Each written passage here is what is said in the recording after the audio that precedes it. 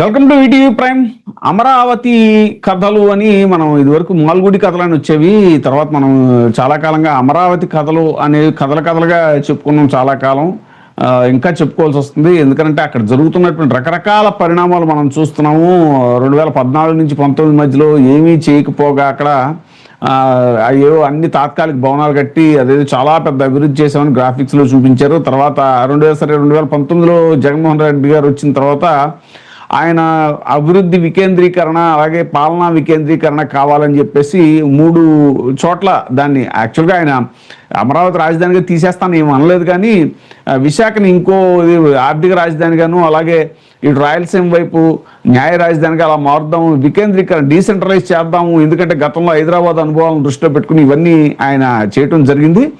అయితే రకరకాలు అప్పుడు రైతులతో అన్ని కూడా ఏదో అన్ని ఫ్యాబ్రికేటెడ్ ఉద్యమాలు అవన్నీ చేయించి చాలా హడావిడి చేశారు అక్కడ అంతా 2019 నుంచి 24 మధ్యలో. సరే, మళ్ళీ రైతులు నమ్మి కూటమికి అవకాశం ఇచ్చారు. కానీ కూటమి అధికారంలోకి వచ్చిన 2 ఏళ్ల తర్వాత కూడా ఇంకా అక్కడ ప్లాట్లు వాళ్ళకి ఏదైతే రైతులు పొలాలు ఇచ్చిన రైతులు ఉన్నారో వాళ్ళకి అభివృద్ధి చేసిన నివాస స్థలం రెసిడెన్షియల్ ప్లాట్లు ఇస్తాం, వాణిజ్య స్థలం కమర్షియల్ ప్లాట్లు ఇస్తామని చెప్పి చాలామందికి పాపం చెరువుల్లో పల్ల ప్రాంతాల్లో అవన్నీ ప్లాట్లు ఇచ్చారని చెప్పేసి మరో చోట తనకు ప్లాట్లు కేటాయించాలని పదే కోరుతున్నా కూడా సిఆర్డీఏ స్పందించడం లేదు అనేటువంటిది 2025 డిసెంబర్ 26న మందడంలో నిర్వహించిన సమావేశంలో దొండపాటి రామారావు అనే రైతు కూడా ఆవేదన వ్యక్తం చేస్తూ కుప్పకూలి కన్నుమూయటం జరిగింది.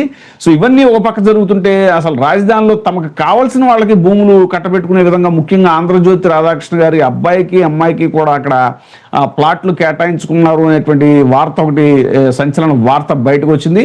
ఈ అంశాల మీద ఆ ప్రాంత వాసి విజయవాడ వాసి అయినటువంటి ప్రముఖ సామాజికవేత్త అలాగే హైకోర్టు అడ్వకేట్ అశోక్ గారు మనతో ఉన్నారు. సార్ నమస్కారం. సార్ నమస్కారం మామయ్య. సార్, అమరావతి అవకతవకలు ఎన్నోసార్లు చర్చించాం, మళ్ళీ తాజాగా కూడా అసలు వాళ్ళకి కావాల్సిన వాళ్ళకి కట్టబెట్టుకున్నారు, ముఖ్యంగా ఆంధ్రజ్యోతి రాధాకృష్ణ గారు అబ్బాయికి అమ్మాయికి అక్కడ భూములు ఇచ్చుకున్నారు అనేటువంటిది, ప్లాట్లు ఇచ్చారు అనేటువంటిది. మరి వాళ్ళకి ఏమైనా వాళ్ళు పొలాలు ఇచ్చారండి?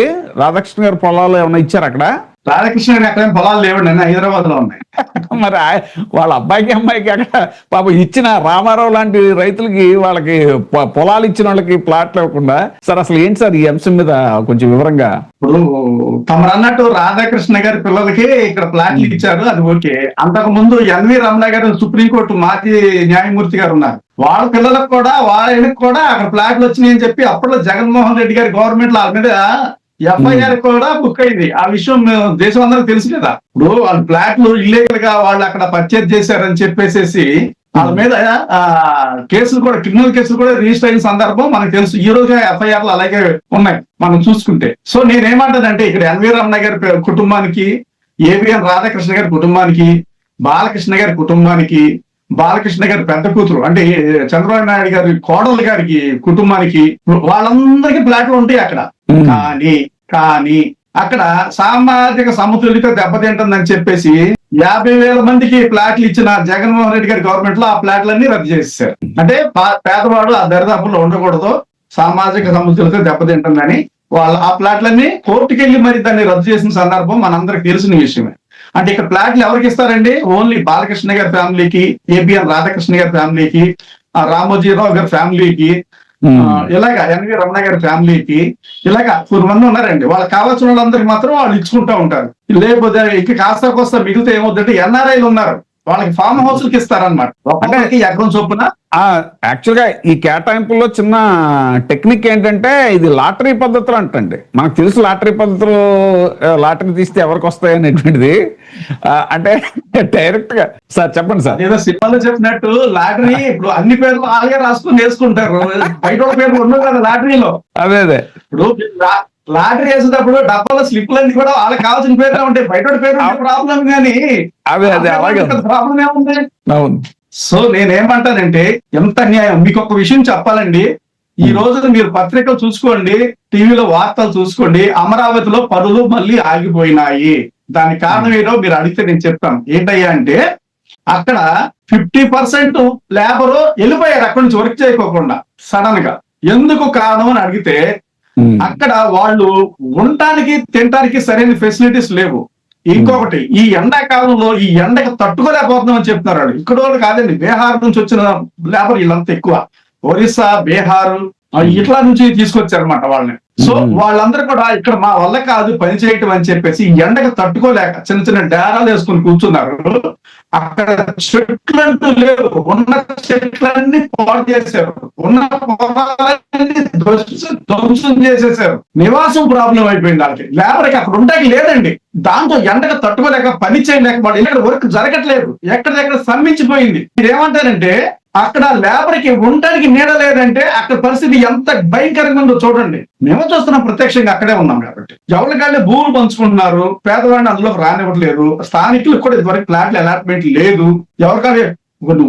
ఎవరికి కావాల్సిన వాళ్ళు పనిచేసుకుంటున్నారు తప్ప అక్కడ కన్స్ట్రక్షన్స్ ఎంత స్పీడ్ గా జరగట్లేదు. ఇప్పుడు జరిగేది కూడా ఇప్పుడు సడన్ గా ఆ లేబర్ స్కేర్ సిటీ రావడం వల్ల ఏమైందండి, 50% లేబర్ అక్కడ పన్నులు పెట్టి వెళ్ళిపోవడం జరిగింది. దీనికి ఎస్టిమేషన్ ఎంత అవుద్ది? ఇదంతా ఎక్కడికి పోతుంది? ఎండ్లెస్. రాజధాని అనేది, అమరావతి రాజధాని అనేది ఎండ్లెస్. అది ఒక 40 సంవత్సరాలు జరగవచ్చు, 50 సంవత్సరాలు జరగవచ్చు, ఎంతకాలైనా జరగవచ్చు.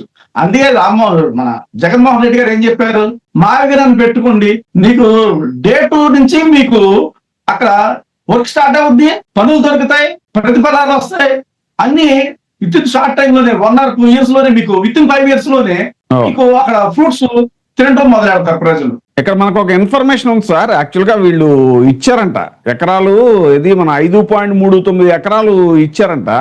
అది ఎలాగానంటే రాధాకృష్ణ కుమారుడు కుమార్తెలు మంగళగిరి మండలం కురగల్లు రెవెన్యూ గ్రామం పరిధిలోని నీరుకొండలో సర్వే నంబర్ 71, 72, 73లో 5.39 ఎకరాలు కొనుగోలు చేసి 2016 అక్టోబర్ 10-30 రిజిస్ట్రేషన్ చేయించి చూడండి, 2016లో కొని భూ సమీకరణ కింద సిఆర్డిఏకి అప్పగించారు. అంతకుముందు ఎప్పుడో వాళ్ళకి అక్కడ ఉండటం కాదు మీరు అన్నట్టు. ఇందుకు గాను ఇతర రైతుల్లాగే వారికి కూడా సిఆర్డిఏ ఏటా కౌలు చెల్లిస్తోంది. కౌలు కూడా ఇస్తున్నారంట. రాధాకృష్ణ కొడుకు ఆదిత్యకు వెస్ట్ బైపాస్ పక్కనే 1500 గజాలు, 1000 గజాలు ఉన్న 2 నివాస ప్లాట్లు, కూతురు అనుషకి అక్కడే 1500 గజాలు, 1000 గజాలు ఉన్న 2 నివాస ప్లాట్లు దక్కాయి. ఇక ఎస్ఆర్ఎం యూనివర్సిటీకి ఎదురుగా ఉన్న 4 రోడ్ల కూడల్లో ఇద్దరికి 660 గజాల చొప్పున వాణిజ్య ప్లాట్లు వచ్చాయి. ఈ 6 ప్లాట్లు లాటరీ ద్వారానే వాళ్ళకి దక్కడం గమనార్హం. చిత్రం ఏంటంటే హైదరాబాద్ లో, అమెరికాలో ఉన్న వాళ్ళకి అమరావతిలో చోట్లు ఇస్తున్నారు కానీ బెజవాడలో ఉన్న మాలాంటి వాళ్ళకి మాత్రం చోట్లు ఇవ్వట్లేదు. ఎంత విచిత్రం చూడండి. మేము స్థానికులు, ఇక్కడ పుట్టాము, ఇక్కడ పెరిగాము, ఇక్కడ చచ్చిపోతాము. ఎక్కడి నుంచో వచ్చిన వాళ్ళు, అమెరికా నుంచి వచ్చిన వాళ్ళు, హైదరాబాద్ నుంచి వచ్చిన వాళ్ళు ఎకరాలు కొనుక్కొని వాళ్ళు రారు. వాళ్ళు గెస్ట్ హౌస్ కట్టుకోవటానికి, ఎంజాయ్మెంట్ చేయటానికి వాళ్ళ పేరు రిజిస్ట్రేషన్ అయిపోయినాయి. ఎవడు ప్రభుత్వంలో ఎవరి భూములు ఎవరు తీసుకుంటున్నారు, ఎవరు ఎంజాయ్ చేయబోతున్నారు, ఎంత విచిత్రంగా ఉందంటే వీళ్ళంతా చూస్తుంటే బ్రిటిష్ వాళ్ళు 100 రెట్లు వీళ్ళకన్నా బెస్ట్ అనిపిస్తుంది మనకి. బ్రిటిష్ వాళ్ళు చాలా బెస్ట్ అంటాడు నిజంగా. ఎంత గౌరవండి, అక్కడ గౌరవండి, ఇక్కడ ఏ పని లేదు, వీళ్ళు ఏమి చేసింది లేదు. హైదరాబాద్ లో, అమెరికాలో కూర్చొని వీళ్ళు ఇక్కడ భూములు సంపాదిస్తున్నారు. ఇక్కడ విజయవాడలో, గుంటూరులో ఉన్నవాడికి అమరావతిలో సెంటు లేదు. అదే అప్పుడు చాలా క్లియర్ గా ఇన్సైడర్ ట్రేడింగ్ అని చెప్పింది అందుకే కదా. సో నేనేమంటానంటే ఇంకా మళ్ళీ ఈ ప్రస్తుత ప్రభుత్వము ఇంకా ఎంత మాయ చేస్తుంది, ఎంత దుర్మార్గం అండి ఇది, ఎంత ఇల్లీగల్ అండి. మీకు ఒక విషయం చెప్పాలి, జనసేన నాయకుడు ఆయన రిజైన్ చేసి బయటకు వచ్చాడు. ఇప్పుడు ఆయన ఉద్యమం స్టార్ట్ చేశాడు అమరావతి మీద. అవునండి, అవును. ఎవరో మన బొలిశెట్టి సత్యనారాయణ గారు. ఎగ్జాక్ట్లీ అదే చెప్పబోతున్నాను. లీగల్ గా ప్రొసీడ్ అవబోతున్నాడు. అవును, మేము మాట్లాడాము, ఆయన లీగల్ గా ప్రొసీడ్ అవబోతున్నాడు. ఏంటి, పర్యావరణాన్ని దెబ్బతీస్తున్నారు వీళ్ళు. ఆయన అంత ముందు రాజకీయాల్లోకి రాకముందు కూడా పర్యావరణం మీద కొంచెం వర్క్ చేసింది. అవునండి, చేశారు. కానీ మళ్ళీ మధ్యలో ఆయన మళ్ళీ 2014 తర్వాత వాళ్ళు సేకరిస్తున్నప్పుడు కానీ, లేదా 2019లో కానీ, అదే ఇప్పుడు వచ్చిన సమస్య ఏంటంటే ఇలాంటి మేధావులందరూ కూడా అప్పుడు టైఅప్ అయిపోవటం వల్ల, ఈ పొత్తుల వల్ల ఎవరు మాట్లాడలేదు. ఇప్పుడు మాట్లాడితే మరి దానికి ఎంతవరకు విశ్వసనీయత ఉంటది అనేటువంటిది కూడా పాయింట్. ఇప్పుడు ఆ బొలిశెట్టి గారు గాని, ఆ గుంటూరులో ఉన్న రజనీ అడ్వకేట్ గారు గాని, వీళ్ళందరికీ ఇండిపెండెంట్ ఆలోచనలు ఉన్నాయి.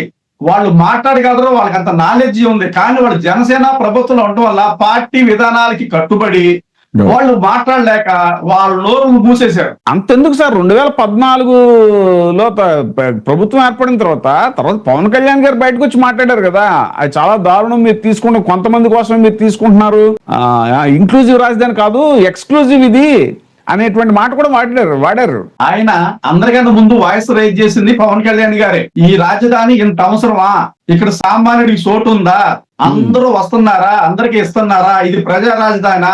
సరే, ఆయనతో పాటు పాపం వీళ్ళు దిగజారి యూటర్న్ తీసుకునే పరిస్థితి మైండ్ సెట్లు కాదే. పాపం వీళ్ళు మాటిస్తే మాట మీద నిలబడే మనుషులు కాబట్టి వీళ్ళు మాత్రం అదే స్టాండ్ మీద ఉన్నారు. వాళ్ళని అక్కడ ఎదిస్తాం లేక బయటకు వచ్చి ఫైట్ చేస్తున్నారు ఏది ఒక సొసైటీ కోసం. సో నేనేమంటానంటే ఇప్పటికైనా వాళ్ళు వాయిస్ రేజ్ చేసి నిజాలు మాట్లాడుతున్నారు. పార్టీలో ఉండటం వల్ల వాళ్ళు నోరు నొక్కేశారు, పార్టీ నుంచి బయటకు రావడం వల్ల ఒక ఫ్రీడమ్ వచ్చింది. ఇప్పుడు నిజాలన్నీ బయట పెడుతున్నారు. నేనేమంటే బొలిశెట్టి గారు ఇప్పుడు పర్యావరణం మీద ఫైట్ చేసే వ్యక్తి అయినా చాలా పెద్ద మనిషి. సో ఇప్పుడు ఆయన మొదలెట్టాడు, రాజధాని కట్టడం ఎప్పటికైనా ప్రమాదమే, ఇక్కడ ఇటువంటి వాటికి పర్మిషన్ లేదు, గ్రీన్ ఫీల్డ్ ఇదంతా యాక్సెప్ట్ చేయదు, అస్సలు దీనికి పర్మిషనబుల్ కాదు, ఈ కన్స్ట్రక్షన్స్ ఈ భూమిలో పర్మిషనబుల్ కాదు. ఆయన చెప్పేది లీగల్ పాయింట్ రైట్ అండి. యాజ్ అడ్వకేట్ గా నేను స్టడీ చేశాను. 100% బొలిశెట్టి గారు చెప్పేవన్నీ రైటే, అకార్డింగ్ టు లా మాట్లాడుతున్నాడు ఆయన, అందులో డౌట్ లేదు. ఇప్పుడు ఆయన లీగల్ ఫైట్ కి సిద్ధమవుతున్నాడు. అమరావతిలో ఈ కన్స్ట్రక్షన్స్ నాట్ అలౌడ్, అసలు అలౌబుల్ లేదు. అది ఒకవేళ కట్టినా తర్వాత దాన్ని డిమాలిష్ చేయాల్సి వస్తుందని చెప్తున్నాడు. ఇది 100% వాస్తవం అండి. బొలిశెట్టి గారు చెప్పేది 100% వాస్తవం. ఆయన లా తెలిసే మాట్లాడుతున్నాడు, అకార్డింగ్ టు లా మాట్లాడుతున్నాడు ఆయన. ఎందుకంటే అటువంటి నాట్ పర్మిసిబుల్ బిల్డింగ్స్ అన్ని అక్కడ ఎస్టాబ్లిష్ చేయడం జరుగుతుంది, కన్స్ట్రక్ట్ చేయడం జరుగుతుంది. అవి కదలదు.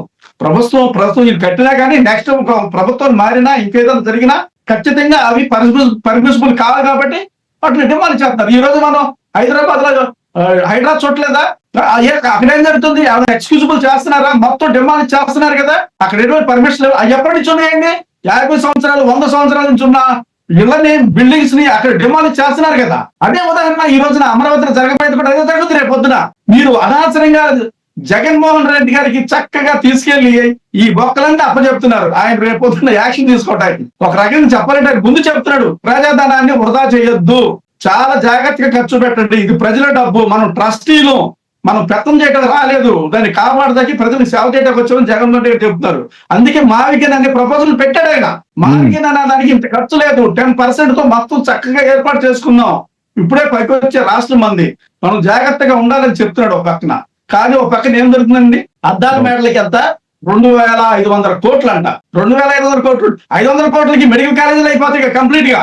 సో ఇదంతా ప్రభుత్వం చేసే చాలా మూర్ఖపు చర్య అని చెప్పవచ్చు, అందులో డౌట్ లేదు. రాజధానిలో ఈ రోజు పనులు కూడా మళ్ళీ కుంటుపడిపోయినాయి. ఆ వర్కర్స్ లేబర్స్ ఎవరైతే ఉన్నారో 50% అక్కడ నుంచి వాకౌట్ చేసి వెళ్ళిపోయారు. ఇక్కడ మేము చేయలేకపోతున్నాము, మాకు ఇక్కడ వాతావరణం సరిగ్గా లేదు, ఈ ఎండకి మేము తట్టుకోలేకపోతున్నాము, ఇక్కడ మా ఫెసిలిటీస్ కూడా సరిగ్గా అందుబాటులో లేవు అని చెప్పేసి వాళ్ళు డ్రాప్ అయిపోయి వెళ్ళిపోయారు. ఇప్పుడు ఏం జరుగుతుందని చూడాలి. ఇంకో ఇన్ఫర్మేషన్ కూడా ఏంటంటే, ఈయన ఎవరో దనేకుల సుబ్బారావు అంట, ఈయన కూడా సీఎం చంద్రబాబు నాయుడు గారికి అత్యంత సన్నిహితుడు అంట, తుళ్ళూరు మండలం టీడీపీ అధ్యక్షుడు అంట. ఈయనకి ఏంటంటే కొండమరాజుపాలెంలో survey number 66/1A .47, Nelapadu survey number 95A 0.50 ఇలా కొన్ని ఎకరాలు ఈయనకి అన్ని వెరసి 9.59 ఎకరాలు ల్యాండ్ పూలింగ్ కింద సిఆర్డీఏకి ఇచ్చారు. ఈయన కుటుంబ సభ్యులు కూడా భారీగానే భూములు వాళ్ళకు కూడా ఇచ్చారంట. ఎందుకు గాను సిఆర్డీఏ కౌలు కూడా చెల్లిస్తుంది. వాణిజ్య ప్లాట్లు లాటరీ ద్వారా కేటాయించడంలో మళ్ళీ ఇందాక అనుకున్నట్టే మనం డైమండ్ సర్కిల్ దగ్గర వచ్చిందంటే ఈయనకి ఏకంగా ఏది నేషనల్ హైవే 10 పక్కనే 24,500 గజాల నివాస ప్లాట్లు, ఈ ప్లాట్ పక్కనే 11,820 గజాల నివాస ప్లాట్లు. సీఎం చంద్రబాబు కొత్తగా నిర్మిస్తున్న ప్యాలెస్ కు సమీపంలో నేషనల్ హైవే 11 ప్రధాన రహదారికి ఆనుకుని 2,520 గజాల వాణిజ్య ప్లాటు, హైకోర్టుకు కోతవేడు దూరంలో నేషనల్ హైవే 9 రోడ్డు పక్కనే 8,820 గజాల మరో వాణిజ్య ప్లాటు. ఈ దనేకుల సుబ్బారావు అనే ఆయనకి జాక్పాట్ అన్నమాట, లాటరీలో వచ్చిందంట. ఈ దనేకుల సుబ్బారావు గారు కానీ, ఏబిఎన్ రాధాకృష్ణ గారు కానీ, రామోజీరావు గారు కానీ, బాలకృష్ణ గారు కానీ, వీళ్ళందరూ కూడా ఎవరయ్యా అంటే మనది తినాలి అంటారు కదా, మీది తినాలి మాది తినాలి, ఆ టైపు బ్యాచ్ ఇదంతా. సో వీళ్ళందరూ కూడుకొని అక్కడికి వచ్చి వాళ్ళకి కావాల్సినవి వాళ్ళు పంచుకుంటున్నారు. అక్కడ భూములు ఇచ్చిన రైతులకి ఎక్కడ ఇచ్చారు తెచ్చండి, తలాలు ఇచ్చిన 10 మంది 20 మందికి ఎక్కడ ఇచ్చారు అనుకుంటున్నారు, సమాధుల్లో ఇచ్చారు, వాగుల్లో ఇచ్చారు. వాళ్ళు ఇప్పుడు గొడవ చేస్తున్నారు, వాగులో మాకు ఇంటి స్థలం ఇచ్చారు, మేము ఇల్లు కట్టుకుంటే ఏమైపోతాం, సమాధుల్లో మాకు ఇంటి స్థలం ఇచ్చారు, మా పరిస్థితి ఏంటి అంటే, భూములు ఇచ్చిన వాళ్ళన్నీ సమాధుల్లోకి దోచారు, వాగుల్లోకి దోచారు, వంకల్లోకి దోచారు. వీళ్ళు మాత్రం హైవేల పక్కన, హైకోర్టు పక్కన, అసెంబ్లీ పక్కన, సెక్రటరియట్ పక్కన మంచి ఎకరాలు భూములు తీసుకుంటున్నారు.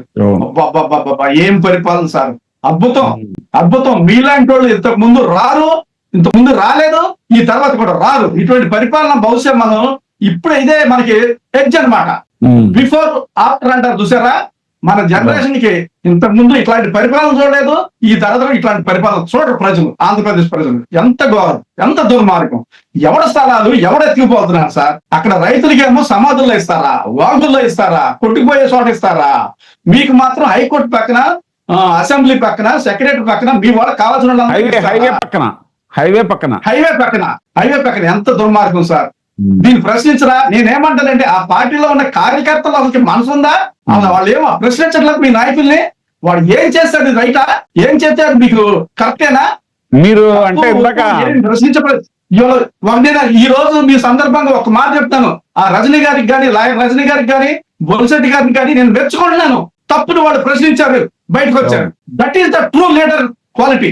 అంతేగాని వాడు ఏదో చెప్పాడని చెప్పేసి నువ్వు జెండా పట్టుకుని రయ్యం పక్కన మోస్తూ ఏం చెప్తే నువ్వు అది అంటావా? సిగ్గుందా ఇలాంటి వాళ్ళకి? ఇప్పుడు స్థానికులకి ఇవ్వలేదని మీరు అన్నారు కదా, మా బోటి స్థానికులకి ఇవ్వలేదని. అంటే మీరు చంద్రబాబు నాయుడు గారికి సన్నిహితులు కాదు కాబట్టి ఇవ్వలేదు.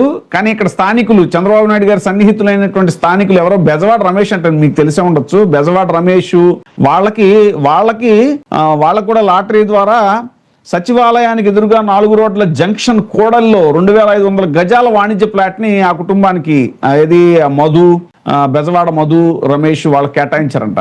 నేనేమంటానంటే అక్కడ ఆ అధికార పార్టీలో ఉన్న జెండా కూలీలు ఎవరైతే ఉన్నారో వాళ్ళకి కూడా రానివ్వట్లేదండి. అమరావతిలో వాళ్ళకేం చోట్లు ఇవ్వట్లేదు, స్థలాలు ఇవ్వట్లేదు. వాళ్ళు ఎవరికి ఇస్తున్నారంటే మీది తినాలి మాది తినాలి అన్న వాళ్ళకి మాత్రమే ఇస్తున్నారు. పార్టీలో అందరూ సామాన్య కార్యకర్తలను కానీ, బిలో మిడిల్ క్లాస్ కార్యకర్తలు ఉంటారు. వీళ్ళందరూ కూడా వాళ్ళకేం అటువంటి అక్కడ అవకాశం లేదు. అమరావతిలో వాళ్ళు జెండాలు మాట వారికి ఎంతసేపైనా. అమరావతిలో ఈ రోజున జరిగేది అంతా ఫ్రాడ్ సార్. లీగల్ గా ఏమీ జరగట్లేదు, అంత ఇల్లీగల్ గా జరుగుతుంది. ఈ రోజున బొలిశెట్టి గారు కూడా జనసేన మాజీ నాయకుడు, ఆయన కూడా లీగల్ ఫైట్ చేయడానికి సిద్ధపడుతున్నాడు. నేనేమంటానంటే అమరావతిలో ఈ రోజు కన్స్ట్రక్షన్ మళ్ళీ కుంటుపడిపోయింది. 50% లేబర్ అక్కడి నుంచి వెళ్ళిపోయారు, బయటకు వెళ్ళిపోవడం జరిగింది. అమరావతి అనేది మనకి పర్యావరణ పరంగా అది యాక్సెప్టబుల్ కాదు, పర్మిటబుల్ కాదు. మావిగినంగా దాని మీద ప్రజలు ఎక్కువ ఇంట్రెస్ట్ చూపిస్తున్నారు అనేది నా ఆలోచన. అంతే. Thank you sir, thank you very much. మరో అంశంతో మళ్ళీ కలుద్దాం. Thank you sir. చూస్తూనే ఉండండి VTV ప్రైమ్.